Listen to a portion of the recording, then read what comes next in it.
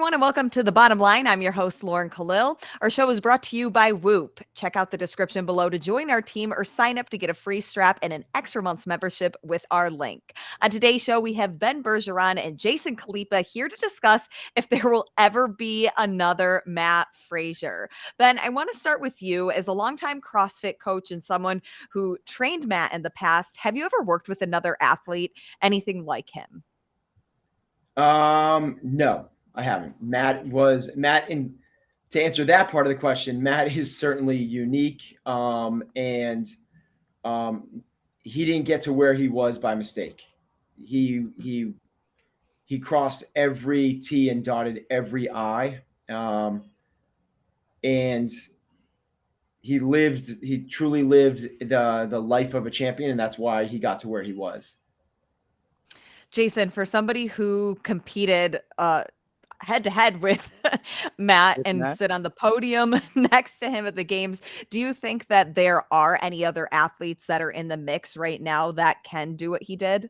Well, I think it's interesting. So when you say, will there ever be another Mat Fraser? I imagine you're referring to like male specifically, right? Because when I think about like a dominant athlete in CrossFit space, I mean, I'd put Tia in there all day, every day. Sure. And she's been incredibly dominant not only for a long time, and then also in other sports like bobsled and Olympic lifting. So I think when you talk about will there ever be another Mat Fraser, if you're referring specifically to the male side, he had something really special. And I think what he had better than most, and I think Rich Froning had this. I think Tia just is an anomaly, but I think Rich and Mat are both similar in the fact that they could read the field and they have really good strategic mind and they stick to their game plan. Like that's more so than anything else. Yes, the hard work, all that stuff, but the ability to perform under pressure and then be able to create a game plan and stick with it is, I think, what stood out to me when I watched both of those guys, in particular, Mat.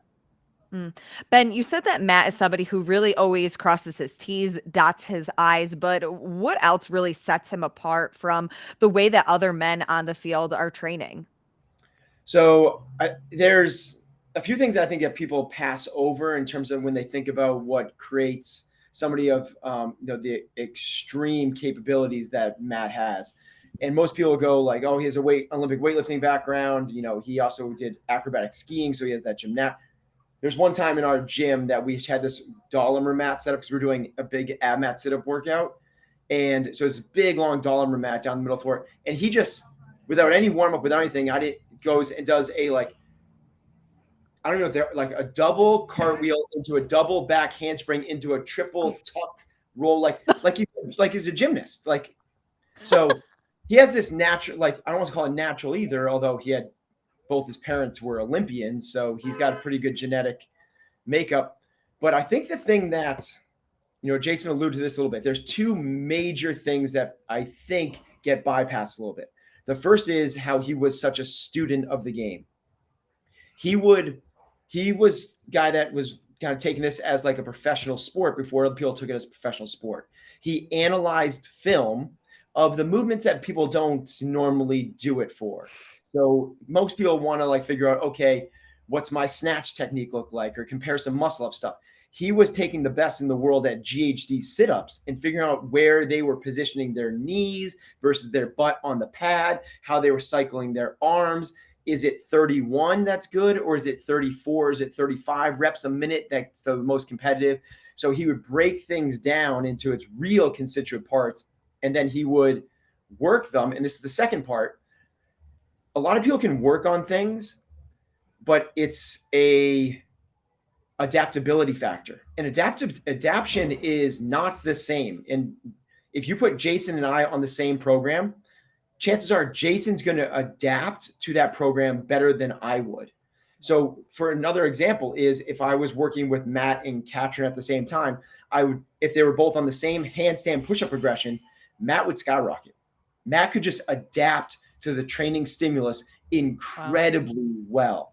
So those two traits, I don't know what else to call them, but this student of the game and then the ability to adapt to the stimulus that you put through is a really, really powerful combination. Jason, when it comes to specifically the men's field, do you think that there are any competitors today that could be another Mat Fraser? Oh man. I mean, I think time will tell. I mean, right now, I mean, I don't know, Justin. I mean, well, you have like what Justin won, and now he just was really dominant at regionals or semifinals, right? Um, but I think it's too early to tell, right? Because you look at the margin that Matt would win by. I mean, he wouldn't just win by a little; he would win like by a lot. And so he wasn't just winning; he was so dominant. And I think Justin, maybe in the next year or two, you could probably start making like comparables. But I think right now it's probably a little bit too early. Do I think that something like that could happen in the future? Sure. But I think actually Ben hit the nail on the head. Matt really came into the sport when it was at a unique time, 13, 14, like, I mean, competing wise. And at that point it was, on ESPN, it was growing a lot. And so he took his engineering background. I think he applied it towards CrossFit, where it was very methodical in his nature because he looked at it as a professional sport and he broke it down in ways that people hadn't done before. And now that the sport has elevated, and I think a lot of people are thinking that through different lenses and learning from guys like Matt, I don't know if there'll be another person to come in and redo it just like he did, because of where the sport is at today, more mature than even when he got into it or even when I got into it. Ben, what do you think it was for Matt, though, that really flipped the switch? Like, we obviously saw him like stand on the podium before he made his winning streak, but then it was like all of a sudden the point spread from first to second and third was just so big. Yeah, I think it's hard to know in the moment when something happens whether it's a blessing or a curse. And Matt coming, so a couple things, and Matt's talked about this. Matt not making the games his first year was a massive blessing because he just walked into the sport and was 1 place away from making the games. And he said, had he made the games that year, because he didn't train hard, he would have gone, this is easy to make it. You walked in the first event, Jason would have liked this, was a half marathon row that Jason won. And he goes, and I never did any cardio. So I would have gone there. I would have got my ass handed to me, been like, this sport is dumb, and never come back. And then the next year he worked harder, but he didn't work with everything he had, and he came in second.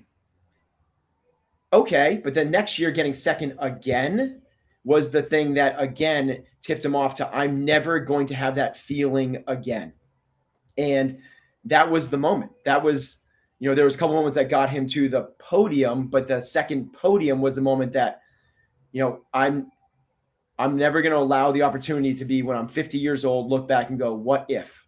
What if and this is why he stopped eating the ice cream, and this is why he started working on recovery. This is why he stopped going to bed earlier, and this is why he figured out his whole life around this thing. I'm not going to go to bachelor parties or weddings or birthday parties because I don't want that question of what if afterwards. And he deserves all the success that he's gotten because he earned it. He committed to it in ways that, I've worked with some other athletes and they're really good. I've yet to see somebody commit like he has. Jason, what is your bottom line?